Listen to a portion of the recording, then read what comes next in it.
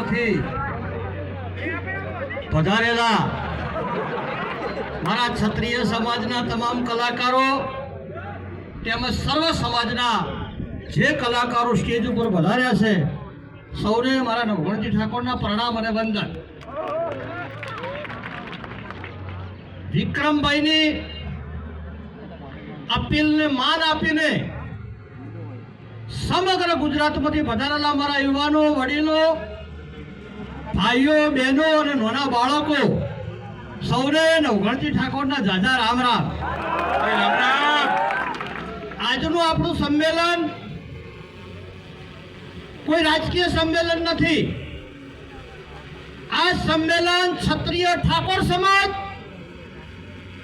અને વિકાસથી વંચિત રહી ગયેલા અન્ય સમાજના કલાકારોના હક અને અધિકારની અવાજ રજૂ કરવાનો. આપણે ભારત દેશમાં તમે જોતા હશો કે સરકાર ગમે એની હોય, સરકાર કોંગ્રેસની હોય, સરકાર ભાજપની હોય, સરકાર આમ આદમી પાર્ટીની હોય, પણ દેશનું રક્ષણ તો કોણ કરતું હોય છે? સૈનિક કરતો હોય છે ને. એ હાચો. એટલે હું આ સમગ્ર ગુજરાતના ક્ષત્રિય ઠાકોર સમાજનો સૈનિક છું. સમાજને કઈ જગ્યાએ અન્યાય થાય છે, કઈ જગ્યાએ સમાજની અવગણના થાય છે, એનો સૌથી પહેલો ગુજરાતમાં અવાજ નવઘણજી ઠાકોરનો હોય. અને અન્યાય કરવા વાળું ગમે એવડું મોટું માથું હોય એના બાપની હારાબારી ના રાખે નવઘણ ઠાકોર. સૌથી પહેલા ટીવી ની અંદર સમાચાર જોયા તો ગુજરાત સરકારના અમુક મિનિસ્ટરો લડી પજે પડતા કલાકારો. ટીવી અમે અડધો કલાક જોઈ રહ્યો કે મારા વાળો કોઈ દેખાય, મારા વાળો કોઈ દેખાય, કોઈ દેખાય. મારો ક્ષત્રિય ના દેખાણો, મારો ગુજરાતમાં કોળી સમાજ ના દેખાણો, મારો ગુજરાતમાં ભરવાડ સમાજ ના દેખાણો, મારા ગુજરાતનો રાવણ યોગી સમાજ ના દેખાણો, ગુજરાતનો દેવી પૂજક સમાજ ના દેખાણો. આ લોકો એમની જાતને ગુજરાતની ભૂમિ ઉપર સમજે છે શું?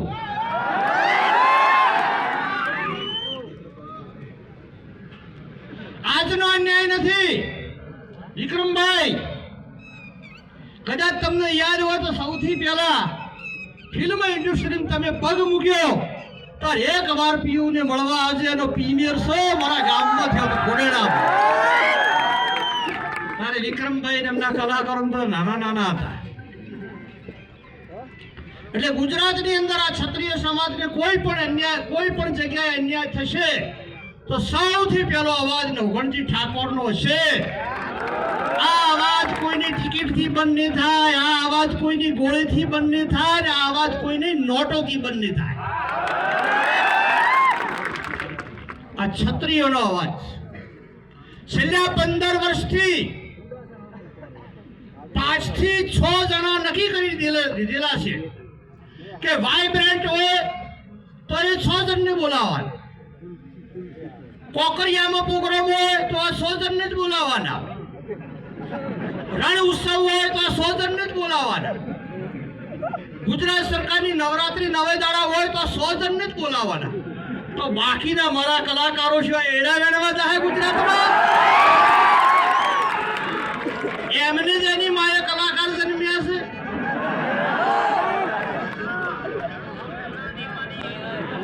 એટલે આજનો અન્યાય નથી. અને વિક્રમભાઈ, શેખાવતજી, અભિજીતભાઈ, ભરતજી, તમને આમ ચોખટ કરવા માંગુ છું કે કલાકારો હાથે ચેક લખવા વાળા હાથે સેટિંગ થઈ ગયેલું છે. ચેક લખવાનો પૂરી રકમનો વટાઈને અડધા ઘેર મેળવી દેવાનો, અડધા પેલા દલાલો મેળવી દેવાનો. એટલે ગુજરાતની અંદર દલાલી બંધ કરવાની છે. અને વિક્રમભાઈ, 2 દિવસ પહેલા પણ મેં કીધું હતું, આગેવાનોને પણ વિનંતી કરું છું કે સરકાર એવોર્ડ આલે કે ના આલે, ગુજરાતના સર્વ સમાજના ભાઈઓ અને બહેનો તમામ કલાકારોને ભેગા કરી અને સમાજ રત્ન એવોર્ડ આ ક્ષત્રિય સમાજ આપવા માંગે કે જ્યારે વિક્રમભાઈની હાકલ પડે ત્યારે તમને ક્ષત્રિય દીકરા તરીકે વિનંતી કરું છું, પગમાં પહેરજો રાઠોડી મોજડી, માથે બોધજો સુનેરી સાફા, હાથમાં લેજો તલવાર ને ગભે વળગાડજો ઢાલ. ગુજરાતમાં ન્યાય લેવો છે ક્ષત્રિય સમાજને. સૌને જય સદારામ. જય સદારામ.